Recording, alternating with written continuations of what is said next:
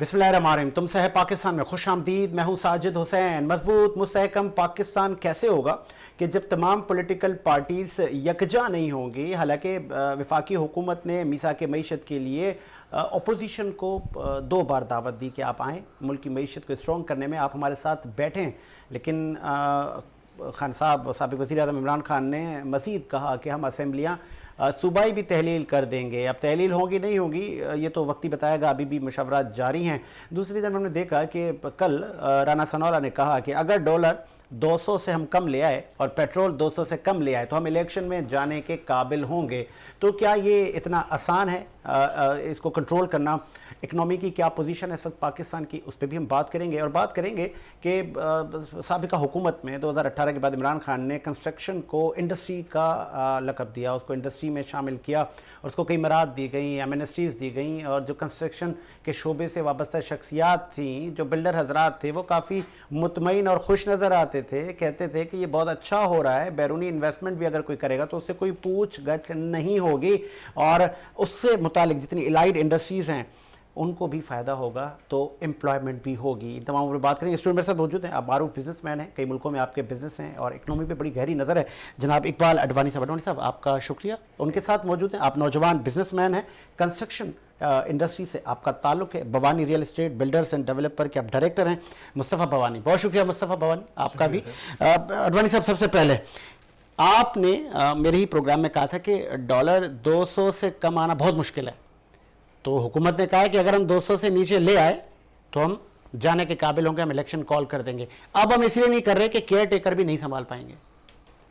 नहीं, वो तो मैंने पहले भी कहा था कि ज़रूरी नहीं है डॉलर इतना नीचे है। मैं तो यहाँ तक कहूँगा कि डॉलर जहाँ पर है अगर वहीं भी रह जाए तो भी बहुत बड़ी बात है। वजह बताता हूँ मैं आपको कि डॉलर एक जगह पे फिक्स हो जाए, वो कुछ भी अमाउंट हो, किसी भी 220 हो, 2500, 210 हो, कुछ भी फिक्स हो जाए, एक जगह खड़ा रह जाए। डॉलर जब तक एक जगह फिक्स नहीं होगा तो मतलब आपके यहाँ कोई इन्वेस्ट करेगा नहीं। कैसे इन्वेस्टमेंट तो बाहर से तो कभी आ ही नहीं सकती जब आपका डॉलर ही एक जगह नहीं खड़ा। तो ये ऐसी एक अजीब, मेरी तो समझ में नहीं आ रहा कि ये सबको इन्वेस्टरों को दावत देने हमारे पास इन्वेस्ट करने आए, बाहर से आए, बाहर से आए। किस तरह से बोल रहे हैं? कौन आएगा आपके मुल्क में बाहर से? डॉलर लेकर आएगा, उसको पता ही नहीं है कि कल मुझे 2 साल 3 साल बाद क्या रेट हो जाएगा, मैं किस तरह काम करूंगा। तो डॉलर एक जगह फिक्स हो जाए, इसके बाद ही हुकूमत की विल आपको नजर आ रही है, या कि आपको भी लग रहा है कि जिस तरह माजी की हुकूमत अपोजिशन की पकड़ धकड़ में मसरूफ थी, ये हुकूमत भी उसी में ही मसरूफ है, या आपको लग रहा है कि सीरियस हैं ये? नहीं, अभी हुकूमत को तो काम करना पड़ेगा। उसकी वजह मैं बताऊं कि टाइम कितना है, वैसे भी इलेक्शन में ये मतलब जितना टाइम है उसमें तो काम करना ही पड़ता है, कुदरती बात है ना। उसमें तो आपको सब कुछ करना पड़ेगा क्योंकि आपके पास टाइम ही नहीं है। लेकिन बदकिस्मती से काम कर नहीं पा रहे, अभी भी समझ से बाहर है। क्योंकि ये तो आखिरी साल में तो वैसे ही कितनी भी खराब गवर्नमेंट होती है, 4 साल अगर उसके गुजर जाते हैं उसके बाद उसको 5वां साल तो उसको काम करना ही है, क्योंकि उसके बाद उसको इलेक्शन में जाना है। तो काम तो इनकी मजबूरी है, करना चाहते होंगे, करेंगे भी, लेकिन कर नहीं पा रहे। उसकी क्या वजूहत है वो कभी आगे बताते नहीं है। प्रॉब्लम है, लेकिन इनको काम तो करना पड़ेगा, काम करेंगे। और फिर हम ये तो कहीं नहीं सुनेंगे कि लेट्स सपोज यही आज जो हुक्मरान है हम पर, PMLN और बखलूत हुकूमत, कल ये कहेंगे कि हमें तो 1 साल का टाइम मिला था, उसमें हम क्या क्या करते हैं? नहीं, इनके कहने से क्या होगा? अगर ये काम नहीं कर पाएंगे, अगर कुछ डिलीवर नहीं कर पाएंगे तो जिनको कुछ सीटें ही नहीं मिलेंगी। तो ये इनके कहने की बात बाद में आ जाती है ना। कब ये कि मुझे कुछ मौका नहीं मिला तो भाई आपने खुद ही ली थी ना गवर्नमेंट, किसी ने जबरदस्ती तो इनको दी नहीं है। तेरी के अदम इत्मीनान जब इन्होंने पेश की तो इनको मुल्क के हालात पता थे क्या थे, तो आप खुद ही आए हो, तो आपके पास ये एक्सक्यूज तो खत्म हो जाता है कि हमको काम नहीं करने दिया या हमारे पास टाइम नहीं था। तो आप आना नहीं था, फिर आपको 1 साल वेट कर लेना था, उसके बाद इलेक्शन के जरिए आना था। तो आप क्यों आए? तो उसका जवाब इनके पास नहीं होगा ना। चलिए आगे बढ़ाते हैं, तामीराती शोबे पे बात कर लेते हैं। मुस्तफ़ा, तामीराती शोबे से आपका ताल्लुक है, Bhavani real estate and builders के आप डायरेक्टर हैं, नौजवान हैं। आपको लगता है कि जो आपकी फील्ड है खातिर खा बेहतरी आई है इस हुकूमत में, या कि आप कह रहे हैं कि नहीं जी खान साहब ठीक थे और उस टाइम पे जो पॉलिसीज़ थी वफाकी उससे हमारे शोबे को बड़ी बेनिफिट्स थे? देखिए, जब तक पिछली हुकूमत जो थी, रिजीम चेंज ऑपरेशन से पहले जो कि हुकूमत थी इमरान खान साहब की, तो उस वक्त जो एमनेस्टी स्कीम वो लाए जिसके अंदर ब्लैक पैसा वाइट हो जाए, जिसके अंदर उस वक्त बाहर से रेमिटेंस भी बहुत आ रही थी, तो हमारी जो प्रॉपर्टी की जो मार्केट थी वो इवेंचुअली बढ़ रही थी। लोग देख रहे थे कि यहाँ पर इन्वेस्टमेंट करके लोगों को ज़्यादा फायदा हो रहा था, ज़्यादा प्रॉफिट हो रहा था। और अगर देखा जाए रिजीम चेंज ऑपरेशन के बाद, तो आज की तारीख में जो हमारी जो पॉलिटिकल अनस्टेबिलिटी है, इस वजह से मार्केट के अंदर बहुत फर्क आया है। आप देख सकते हैं कि कंस्ट्रक्शन कॉस्ट जो भी है हमारी, वो भी डबल हो गई है। डॉलर अनस्टेबल है, जो भी हम बात कर रहे थे इसी बारे में, तो डॉलर आप समझ लें कुछ। अच्छा, ये जो हुकूमती मामलात की वजह से आपने कहा डॉलर भी बढ़ गया है, सरिये के प्राइस भी बढ़ गए, जो दीगर रेती बजरी है, सीमेंट है, उसके प्राइस भी बढ़ गए, तो एक जो फिक्स अमाउंट आप तयन करते हैं किसी भी विला की, फ्लैट की, तो उससे ज़्यादा फिर आप आवाम से भी तो लेते होंगे। सर वो हम आवाम से ले सकते हैं, वो हम लेते ही हैं, बट प्रॉब्लम इसमें ये है कि अभी कुछ पता नहीं है कि आज लेट्स सपोज अगर construction cost let's suppose 4,000 5,000, customer को आप जो फिक्स अमाउंट क्या बताते हैं? लेट्स सपोज आपने मुझे कहा साजिद भाई ये फ्लैट आपको मैं 1 करोड़ में दे दूंगा, और बाद में आप मुझे कहें नहीं 1 करोड़ 20 का है। नहीं, ऐसा हम नहीं कर सकते। हमारी एक मार्केट वैल्यू है, एक दफा हमने जो कमिटमेंट कर दिया हम उसको ऑब्लाइज करते हैं, पर उसके अंदर फिर आप देख लेना, अगर लेट्स सपोज हमने कॉस्ट गिनी थी 70 लाख रुपए, 30 लाख रुपए प्रॉफिट, लेट्स सपोज 1 करोड़ रुपए की चीज है, तो उसका हमें पता नहीं कि आज जो 70 लाख रुपए की कॉस्ट है, क्या पता कल को करोड़ रुपए की पड़े, हमें कुछ नहीं बचे, क्या पता 1 करोड़ 30 लाख की वजह तो हम इसमें नुकसान कर लें, तो वी नेवर नो। तो आजकल और लोग जो आजकल के जो हालात हैं, लोग थोड़ा वेट कर रहे हैं, क्योंकि देखें मुल्क चलता है पॉलिटिकल स्टेबिलिटी से, मुल्क चलता है हमारी सारी गवर्नमेंट से। अब जब तक गवर्नमेंट हमारी स्टेबल नहीं होगी, कोई भी इन्वेस्टर, क्योंकि देखें प्रॉपर्टी है, ये कोई छोटी हम आइटम नहीं बेचते, हम बेचते हैं, हमारा प्रोडक्ट मिनिमम 50 लाख करोड़ रुपए का होता है, लोग इन्वेस्टमेंट करते हैं, अपनी मूड़ियां लगाते हैं, it's basically about dream home, ठीक है ना, लोग अपना घर सोचते हैं, तो वो तब सोचते हैं जब पैसे खर्च करते हैं, जब उनको लगता है कि यार मुल्क में मैं सुकून से रहूंगा। और हम अगर बात करें बहरिया की, तो Bahria is one of a kind. Bahria तो एक ब्रांड है, एक बड़ा नाम है, लेकिन उस बहरिया में बहुत सारे डीलर हजरात हैं जो कि जिनका उनका बैकग्राउंड क्या है, उनकी गुडविल कितनी अच्छी है, फेक लोग भी हैं बहरिया में। ये आपको पता है कि नहीं, हमारे यहाँ चेक एंड बैलेंस है, हमारे यहाँ कोई किसी की जो जमा पूंजी है वो नहीं खाता, सर देखें प्रॉपर निज़ाम है। देखें हमारे पास प्रॉपर निज़ाम है, लेकिन चीज़ें तो होती रहती हैं, ऐसी चीज़ें आती रहती हैं, लेकिन पर आप अगर देखें बहरिया को, अगर आप डीलर, मैं खुद एक बहरिया का डीलर हूँ, like I am a dealer of Bahria town Karachi. जैसे बहरिया आया था, हम भी बहरिया के अंदर उसी वक्त से हैं जब से। और पर ये है कि मैं आपको ये बात बता दूँ, बहरिया से अच्छा कोई टाउन नहीं है जो कि आज कराची में। अब देखें ना, हमारे कराची के अंदर यही प्रॉब्लम रहते हैं कि आज बिजली नहीं है, आज रोड खराब हो गए, बारिश हो गई, तार गिर गए। अब बहरिया के अंदर ये सब फैसिलिटीज हैं, आप समझ रहे हैं, तो बहरिया इज अनदर मार्केट, और उसके अंदर लोग आते हैं, और इसमें आते सारे जो ओवरसीज होते हैं ना, वो हमारे आते हैं। पर अभी डॉलर की अनस्टेबिलिटी की वजह से लोग रुके हुए हैं, थोड़ा वेट कर रहे हैं, बोल रहे हैं पहले इलेक्शन हो जाए, चीजें हो जाए, सब चीजें सही हो जाए, तो फिर हम कुछ काम करेंगे, आगे बढ़ेंगे। अडवाणी साहब, आपने सुना कि जो ओवरसीज पाकिस्तानीज हैं उन्होंने भी हाथ हल्का रखा हुआ है कि ये जो मुल्की हालात की वजह से वो पाकिस्तान में जो भारी भरकम प्रॉपर्टीज़ हैं उसमें वो इन्वेस्ट करने से भी घबरा रहे हैं, तो उनको घबराना चाहिए? देखिए, वो घबरा इसलिए नहीं रहे कि पाकिस्तान में प्रॉब्लम्स ये चल रहे हैं, वो घबरा ये रहे हैं कि जब वो इन्वेस्ट करते हैं प्रॉपर्टी के अंदर, तो वहाँ से तो बाहर से वो अपनी फॉरेन करेंसी भेजते हैं, यानी डॉलर की सूरत में। रुपीस में तो उनको प्रॉफिट हो जाता है, प्रॉपर्टी के अंदर भी। आपने अगर 1 करोड़ रुपए की जगह ली या 2 करोड़ की ली, 1 साल बाद 2 साल बाद आपको उसकी कीमत रुपीस में प्रॉफिट नजर आएगा। लेकिन जो बाहर से भेज रहे हैं वो तो अपना डॉलर देखेगा ना, मैंने कितने डॉलर भेजे और मुझे कितने आ रहे हैं। तो ये कोई अभी की बात नहीं है, ये तकरीबन आप 4-5 साल से देख लें। 4-5 साल से जिन लोगों ने भी इन्वेस्टमेंट की है बाहर से, वो सब लॉस ही में आ रहे हैं, क्योंकि आपका डॉलर कहाँ से कहाँ पहुंच गया। जब खान साहब की गवर्नमेंट आई थी तब डॉलर 120 पे था, सही है, अभी उसको 5 साल पूरे नहीं हुए ना इनको, 4 साल पहले। आज डॉलर 240 में भी नहीं मिल रहा, सही है, ये हो गया। खान साहब भी जब 3.5 साल गवर्नमेंट की तो 120 से वो तकरीबन 188 पे 88 पे छोड़ के गए थे। तो कैसे इन्वेस्ट करेगा? किसी चीज़ में इन्वेस्ट हो नहीं सकती ना। प्रॉपर्टी भी अगर कोई लेगा, अगर वो 5 करोड़ की जगह ले रहा है, मतलब समझो $1,00,000 की जगह ले रहा है, तो जब वो बेच रहा है तो उसको $90,000 मिलते हैं, वो भी 1 साल बाद 2 साल बाद। तो कौन करेगा? मेन प्रॉब्लम यही है पाकिस्तान में कि जब तक आपका डॉलर एक जगह फिक्स नहीं होगा, 3-4 साल तक एक जगह नहीं खड़ा रहेगा। आज सनतों को गैस नहीं है, और जो घरेलू सार्फिन हैं उनको भी लोड शेडिंग का सामना है। आज जब हम मौजूदा हुकूमत के अहदेदारान से जब ये सवाल करते हैं तो वो कहते हैं जी जाएं खान साहब से बात करें, ये उनका सारा। तो जब ये आए थे तो इनको पता था आगे विंटर आना है, गैस का प्रॉब्लम हमें फेस करना है, तो इन्होंने कोई नहीं किया कि नहीं यार हम कुछ तवज्जो दे दें ताकि ना नहीं, सनतें एक देखिए, आप एक रियलिटी को लेकर चलें। पहले तो आप एक रियलिटी को तस्लीम कर लें। रियलिटी ये नहीं थी, ये जो गवर्नमेंट आई ये भी कोई खिदमत करने के लिए नहीं आई थी। अच्छा। हाँ, इनके साथ प्रॉब्लम क्या था कि इनको अपने केस ख़त्म करने थे। जैसे आपने देखा होगा शाहिद खाकान अब्बासी और काफ़ी लोगों ने इंटरव्यू में कहा था कि ये हमको 10 साल के लिए फारिग कर देते, 20 साल के लिए फारिग कर देते, कहा था ना। अब इनको प्रॉब्लम ये थी कि हमारे केस ख़त्म हो जाए, अगर खान साहब रह जाएंगे हो सकता है नए चीफ ऑफ आर्मी स्टाफ जो इन्होंने कहा है हमको फारिग कर देंगे, इनको किसी ने बताया था ये प्लान है। तो उससे सेव करने के लिए अपने आप को ये लोग आगे कि भाई 1 साल मिले, जो भी मिले वो मसला नहीं है, पब्लिक को कुछ मिले नहीं मिले, वोट बैंक हमारा बल्ले तबाह हो जाए। वोट बैंक का इनको वो नहीं था, हमारे केसेस खत्म हो जाए, बाकी वोट बैंक तो पाकिस्तान में तो किसी की सोच एक जैसी है नहीं। जो आज कह रहा है वोटर, कल वो कुछ और बात करता है, परसों कुछ और बात करता है। हम लोग मुस्तकिल मिजाज भी नहीं है, हम बोलते हैं वो भूल भी जाते हैं। तो इनको तो पता था यहाँ की हमारी जो लोग हैं उनकी सोच क्या है। तो वो अपने केस खत्म करने के लिए आए थे।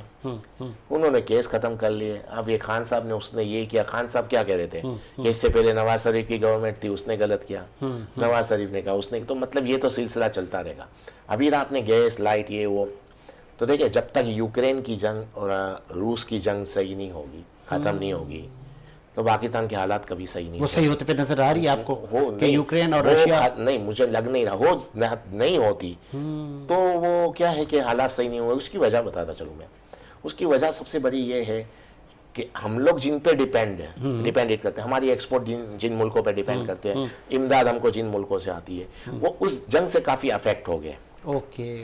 पहली बार मुझे लगता है सेकेंड वर्ल्ड वॉर के बाद पहली बार यूरोप के अंदर लोड शेडिंग होगी।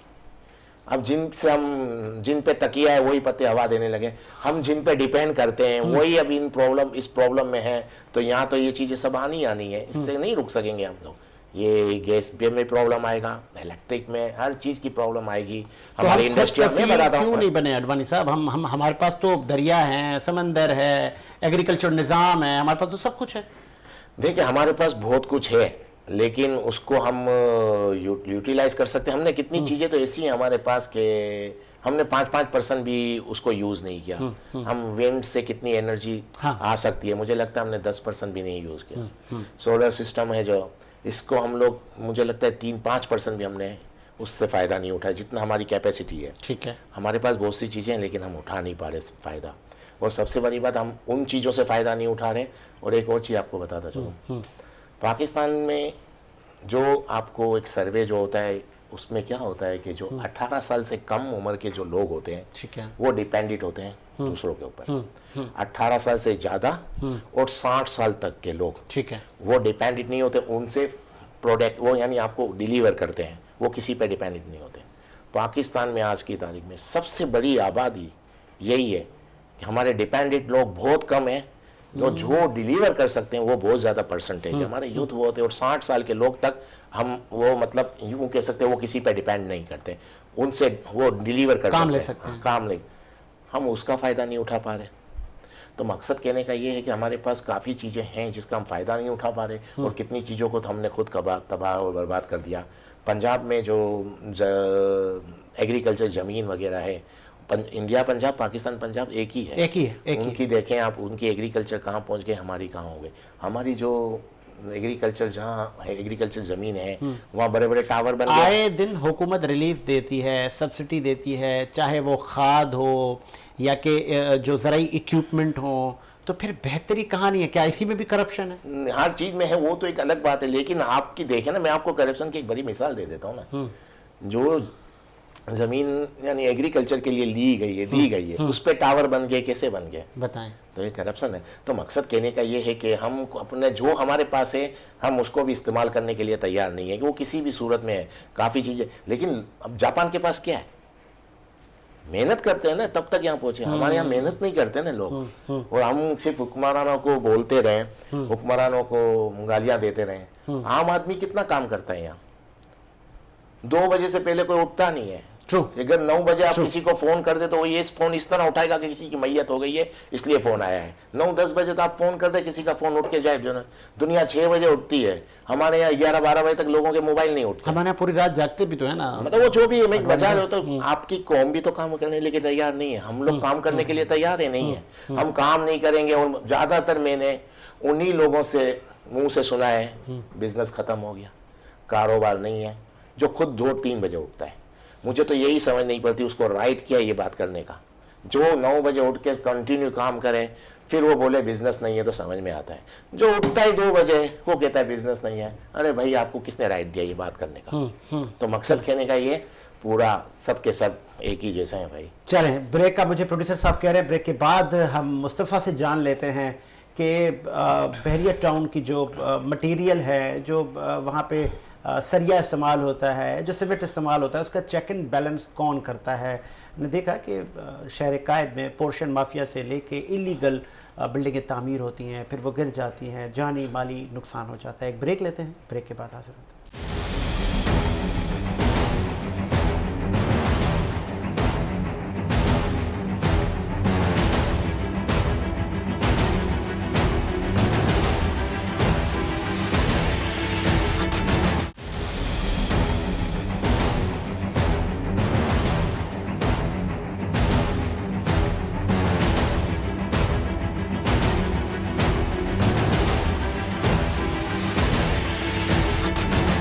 ब्रेक के बाद खुशामदीद। प्रोग्राम को मज़ीद आगे बढ़ाते हैं और बात कर लेते हैं कि अक्सर हमने देखा है कि सिंध बिल्डिंग कंट्रोल अथॉरिटी पे बहुत सारी शिकायतें हैं और उन पे इल्ज़ामात हैं कि आप करप्शन और आप इलीगल बिल्डिंगों की अप्रूवल देते हैं, फिर उसमें जानी माली नुकसान होता है।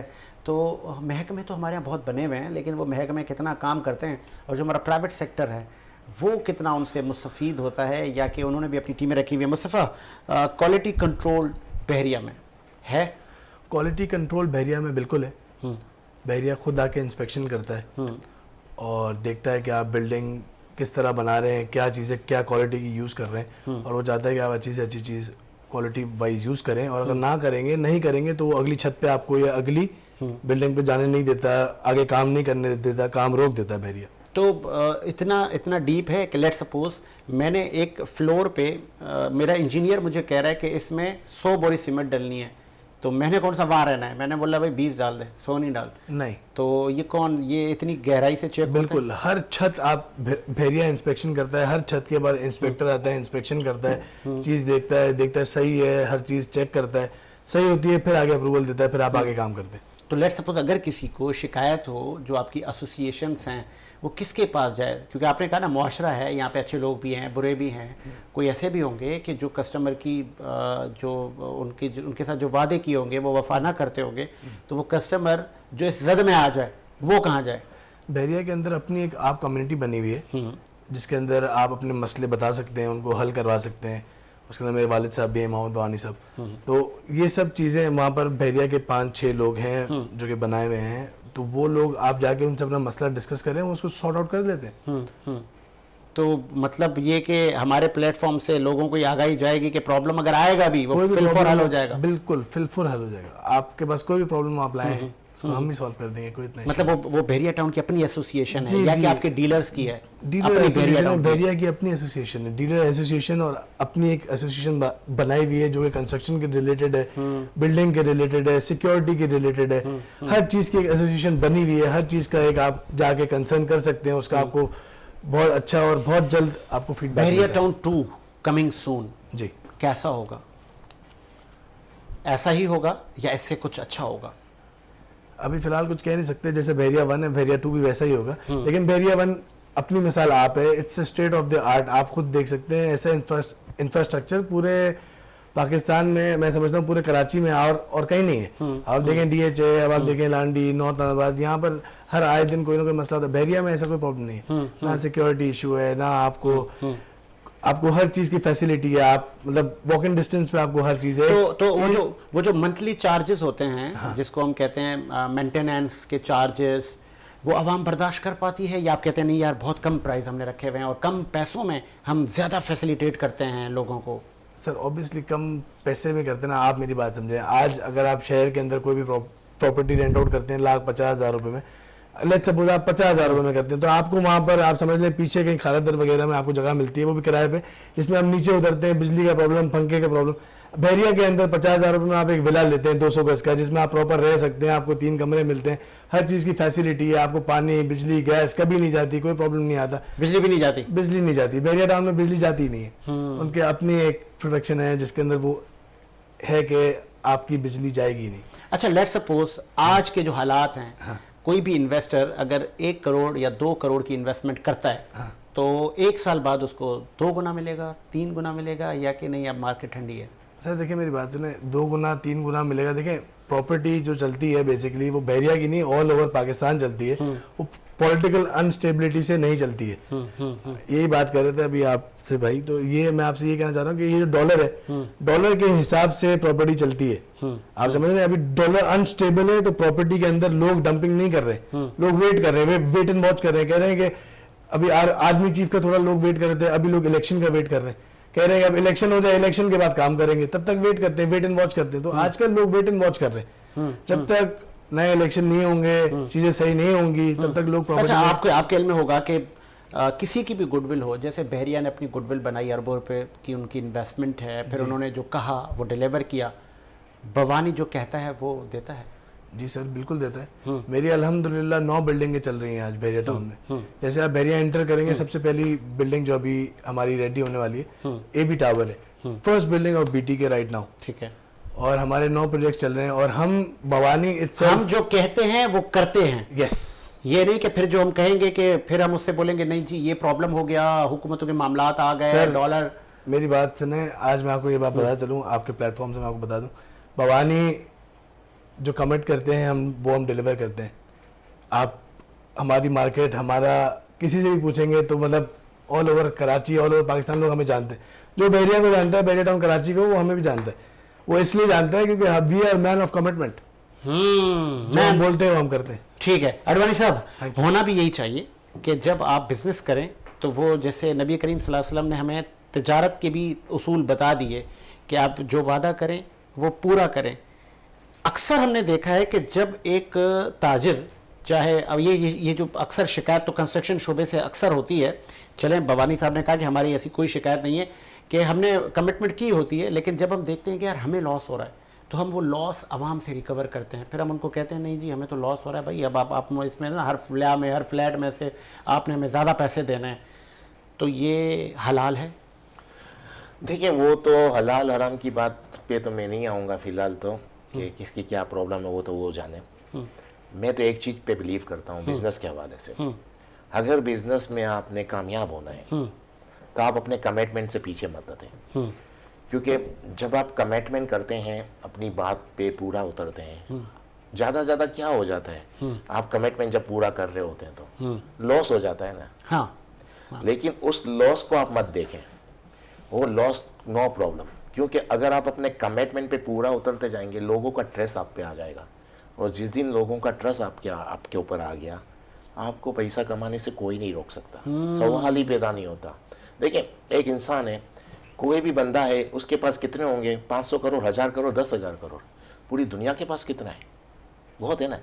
तो जब आप अपने बिजनेस में लॉस भी कर लेते हैं अपने कमिटमेंट को पूरा करने के लिए, तो दुनिया का पैसा आपका हो जाएगा कभी ना कभी, क्योंकि लोगों का ट्रस्ट आप पे आ गया, पैसा तो आप कभी भी कमा लोगे। मुख्तलिफ मुल्कों में आपके बिजनेसेस हैं और उनकी आवाम से भी आप वाकिफ़ होते होंगे। आपकी नज़र में यार फ़लाँ शहर फ़लाँ मुल्क के लोग बड़े अच्छे हैं, बड़े कमिटमेंट वाले हैं? देखिए कमिटमेंट के लोग का मसला ये नहीं है कि कमिटमेंट बाद काफ़ी, यानी यूरोप में आप चले जाएं कमिटमेंट पे पूरा उतरते हैं, UAE में बार ऐसा होता है कि लोग नहीं भी उतरते कमिटमेंट पे। वो उसके लिए किसी पर्टिकुलर आप नहीं कह सकते कि इस मुल्क के लोग ज़्यादा बेईमान है, उस मुल्क के ज़्यादा ईमानदार है, ऐसा नहीं है। हमारे मुल्क का माहौल क्या है, हमारे यहाँ सबसे बड़ी बदनसीबी क्या है कि हमारे यहाँ चिटिंग एक फैशन बन गई है। ओके। और जिस बदनसीबी ये है कि यहाँ पर लोग किसी के साथ चीट करते हैं या किसी अपना कमिटमेंट पे पूरा नहीं उतरते, तो उसको बड़े फकरिया अंदाज में बयान करते हैं। ये सबसे बड़ी सितम जरीफी। अरे मैंने यूं नहीं यूं किया, 4 लोग वाह कर रहे हैं। अरे वाह क्या कर रहे, इस आदमी से बात भी नहीं करो। लेकिन हमारे यहाँ ये प्रॉब्लम है कि जो काम हम गलत काम को भी इस तरह बयान करते हैं जैसे हमने बहुत बड़ा कारनामा अंजाम दिया। उसमें अपने गलत काम को इंसान दुनिया में छुपाता है। इस मुल्क का प्रॉब्लम ये है, ये एक सच्चाई है, हम अपने गलत काम को भी अच्छा बड़ा चढ़ा के पेश करते हैं और सुनने वाले भी वाह वाह करते हैं। मेरे यहाँ ये प्रॉब्लम है। बाहर ये नहीं है। बाहर देखिए, अगर आप एक बिजनेसमैन से, जो पहला सवाल था, एक बिजनेसमैन के लिए उसके नाम से बढ़ के कुछ नहीं होता। बदनसीब बिजनेसमैन है जिसका नाम नहीं बन पाया। पैसा क्या चीज है, पैसे को क्या करना है? पैसा तो आपको अरबों रुपये लोगों के पास पड़े हुए हैं। मैंने कितने ऐसे बिजनेसमैन देखे जो अरबों रुपये हैं उनके पास, लेकिन उनके पास 10-20 लाख रुपए का ट्रस्ट करने के लिए तैयार नहीं है। तो उससे बड़ा बदनसीब कौन होगा? और कितने लोग ऐसे हैं जिनके पास बहुत ज्यादा पैसा नहीं है, लेकिन उसको लोग आंखें बंद करके पैसा दे देते हैं। तो मकसद एतमाद की वजह से, ट्रस्ट है। मकसद ट्रस्ट डेफिसिट नहीं होना चाहिए यार। अगर आपके ऊपर लोगों को ट्रस्ट आ गया, आप पे भरोसा है, आपके बिजनेस पे भरोसा है, तो आपकी जो चेक बुक भरी हुई है जो आपके ड्रॉ में, वो करेंसी नोट बन गई। क्या बात आपने है। 1 साल बाद का चेक दे दिया, 3 साल बाद का दे दिया, 2 साल बाद का दे दिया, उनको पता है ये कैश होगा। हाँ, खत्म, क्योंकि आपने एक नाम बना लिया। आप सोचो, आपके पास सब जो चेक बुक भरी में ब्लैंक चेक भरे अलमिया है, ये चेक बाउंस का बड़ा अलमिया है। ओके है ना। अगर आपका चेक कभी बाउंस नहीं हुआ, आप अपने कमिटमेंट से पीछे नहीं उतरे, तो ये जो आपके पास जितनी चेक बुकें पड़ी हुई हैं, ये सब आपकी करेंसी नोट बन गई। आपने किसी को 1 साल का दे दिया, किसी को 2 साल का, लोग 4-4 साल तक के चेक भी ले लेते हैं। तो 4 साल बाद जो आज आपके पास नहीं भी है, सिर्फ चेक बुक है, तो वो आपका करेंसी नोट बन गए। तो मकसद कहने का ये, जिसने अपना नाम बना लिया उसको पैसे कमाने से कोई नहीं रोक सकता। कितनी खूबसूरत बात की। मैं चाहूंगा आप भी इसमें वैल्यूएट करें कि हमारी सोसाइटी में अक्सर आपने देखा होगा, आपने भी फेस किया होगा, मुझे भी बहुत सारे ऐसे वाक़यात आए ज़िंदगी में कि चेक दिया और वो मैंने जब बैंक में डाला तो मुझे बैंक से कॉल आ गई, सर ये जो आपने चेक डलवाया है ये आपका रुक गया है। तो फिर जब मैंने उनको कॉल की तो वो साहब कह रहे अरे वो तुम्हें गलत चेक दे दिया मैंने, वो कोई चेक बुक चेंज हो गई थी। तो मैं समझ गया ये खुद कर रहा है। तो ये अलमिया नहीं है एक बिजनेसमैन के लिए कि अगर आपकी ज़बान ठीक है, आप कमिटमेंट पे पूरा उतरते हो, वो चेक बुक नहीं है, वो आपके पैसे हैं। सर देखें, चेक तो बात देर की है। इंसान जो बिजनेसमैन होता है ना, वो बेसिकली उसकी हर चीज़ होती है कमिटमेंट की।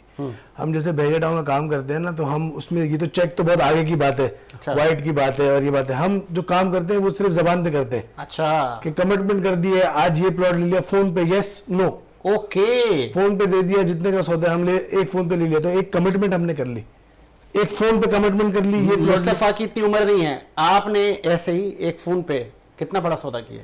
सर ये बातें तो यहाँ डिस्कस करने की नहीं, लेकिन कि एक साहब जैसे अडवाणी साहब है यार, एक साहब ने मुझे कॉल की, उनकी गुडविल बहुत अच्छी थी, सिर्फ उनकी जबान पे मैंने यस कर दिया, इतने का माल था। सर अल्हम्दुलिल्लाह बहरिया टाउन के अंदर मैं बहुत, आप भवानी एक बहुत अच्छा डीलर है, बहरिया टाउन का ऑथराइज डीलर है। हमने खुद मिट्टी से लेकर बहरिया टाउन आज जो इंफ्रास्ट्रक्चर सब बन गया, हम खुद कमर्शियल रेजिडेंशियल लोगों को बेचते रहे। और वहाँ पर एक 500 का जिना कमर्शियल आज 25 से 30 करोड़ रुपए का। आप समझे 2 प्लॉट अगर किसी ने ले लिया तो 61 करोड़ रुपए के हो गए।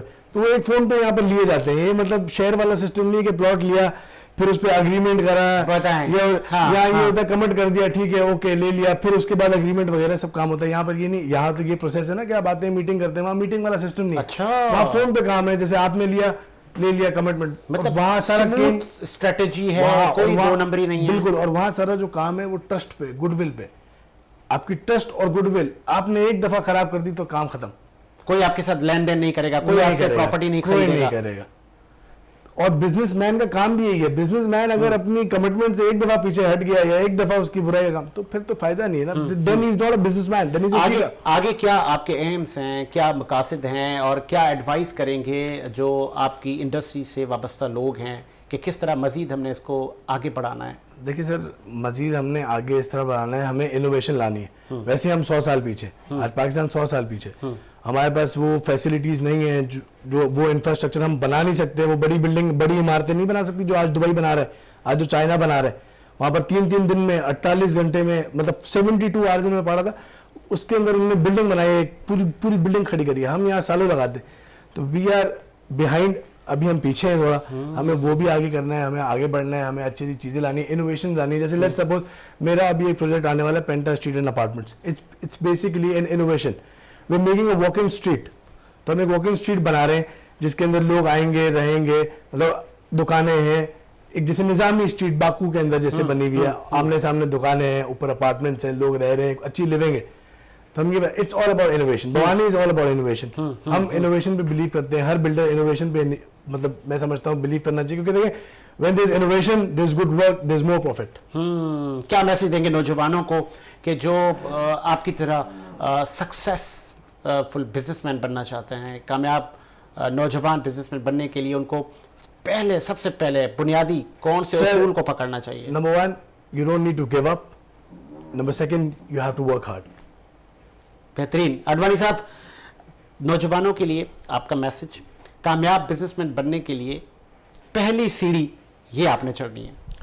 पहली सीढ़ी यही है जो मैंने कहा था, आप अपनी बात पे कायम रहे, जो कमिटमेंट करे उसको पूरा करें, आपको तरक्की से कोई नहीं रोक सकता। क्राइसिस आ गया, लेट्स सपोज एक कैसे भी क्राइसिस आ आ गया, गया, भले कुछ भी आ जाए, कैसे भी क्राइसिस आए, आपने अपनी जबान से हटना नहीं है। आपने कमिटमेंट कर दिया, आप वो पूरा करें। अगर नहीं कर सकते कमिटमेंट अपना पूरा, तो जो आपके साथ एक्चुअल प्रॉब्लम हुई है जिसकी वजह से आप कमिटमेंट पूरा नहीं कर रहे, तो जिससे आपने कमिटमेंट किया है उसको फिर आप कन्विंस करें।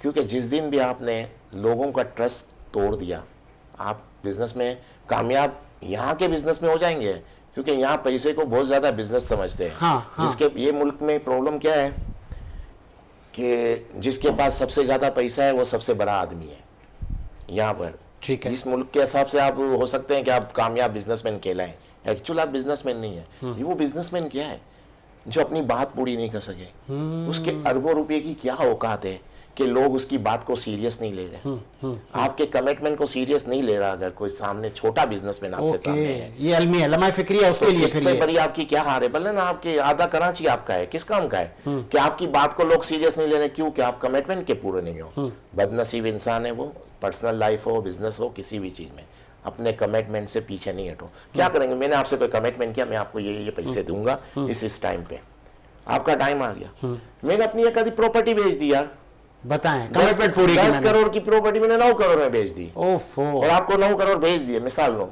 दुनिया बेवकूफ कहती है ऐसे आदमी को। हाँ, हाँ। लेकिन वो जो नाम बन गया ना, वो कभी खत्म नहीं होगा। 10 करोड़ नहीं, 1000 करोड़ कमा लेंगे, और ये सच्चाई है। इसका मतलब कमिटमेंट पूरी करने के लिए आप लॉस कर दें। आपके नाम से आपके साथ मार्केट जुड़ेगी, आपके कमिटमेंट से, आपकी डीलिंग से लोग जुड़ेंगे। पैसा तो आप किसी भी तरह से लोग कमा लेगा, चीटिंग कर ली तो आपने कमा लिया, इसके पैसे खा गए तो आपके पास पैसा आ गया। उस पैसे की क्या वैल्यू कि आपके साथ आपके करीब के लोग भी आपके साथ काम करने के लिए तैयार नहीं है, आपके दोस्त भी आपसे खतराते हैं काम करने में। वो उन लोगों से काम कर रहे हैं जो अनजान है, नॉन मुस्लिम है, लेकिन वो कमिटमेंट पे पूरा है। आप उसके साथ करोगे कि मेरे साथ करोगे काम? जो कमिटमेंट पे पूरा, वो भले नॉन मुस्लिम हो, ऐसा ही। मैं आपका भले दोस्त हूं, नहीं करोगे। तो मकसद कहने का, एक दोस्त भी उस दोस्त के साथ काम करने के लिए तैयार नहीं है जो कमिटमेंट का पूरा नहीं है। वो आदमी उस इंसान से काम करने के लिए तैयार है जो मुस्लिम भी नहीं है।